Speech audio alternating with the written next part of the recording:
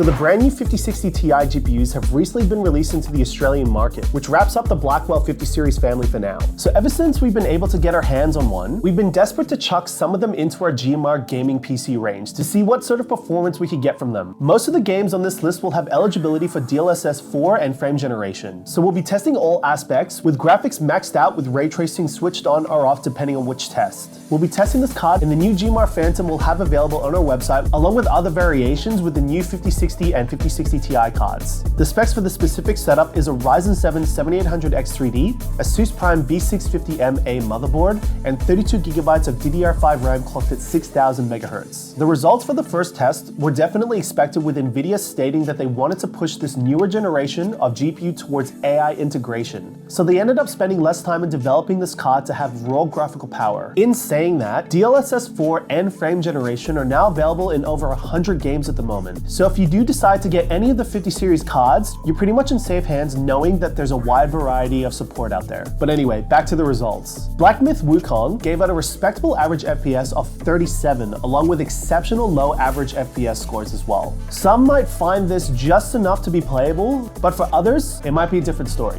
All other games received either a near or over 100 average FPS scores, with low percentage being reasonable. Safe to say that games being played on this ecosystem of components, and especially the 5060 Ti, you'll have no issue with gameplay at all, which is a good thing to hear. Second results are with ray tracing enabled, and well, you can see that it absolutely tanks the system. Like I said earlier, NVIDIA specifically stated in all their announcements, and especially their official keynote at CES 2025, that to experience 50 series cards to their fullest potential would be to enable the brand new DLSS 4 in conjunction with frame generation. Which is why you'll notice with the third result, we've gained some performance back, but not to a substantial amount. This does, however, enable you to play almost any game with a comfortable amount of frame rate results, and also experiencing the beautiful looks of real-time shadows and God rays. The final results speak for themselves. Instantly, you're greeted with more than double the frames, and performance is through the roof. Cyberpunk 2077 had no issues whatsoever, reaching almost 200 FPS with hardly any frame stutters. Same with Black Myth Wukong, Hogwarts Legacy, and Dying Light 2. The finals, on the other hand, had a score too large for my graph. The actual result was a staggering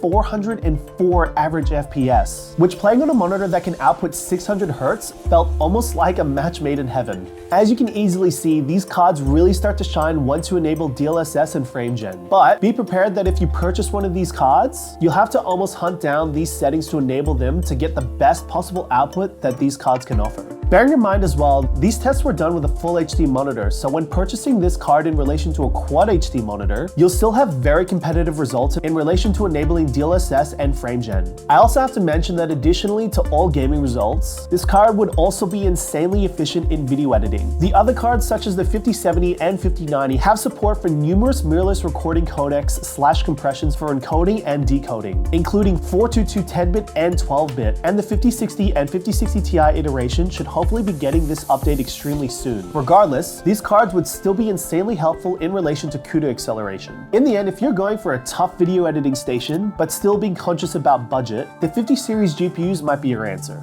Overall though, the GMR Phantom is squeezing out as much as possible for components to meet the demand the new 5060 series GPUs are asking for. The 7800X3D is an excellent addition to that in relation to their 96 MB of L3 cache. The 32GB of DDR5 RAM clocked at 6000 MHz, along with all other components, also ensures that you have the latest specs for reliability and future-proofing. If you're interested in a rig like this, definitely take a look at the links provided below, and you'll find other variants with this GPU and also the non-TI versions of this card, depending on your budget. Besides that, we hope you enjoyed the video, and we'll see you in the next one. Catch you later.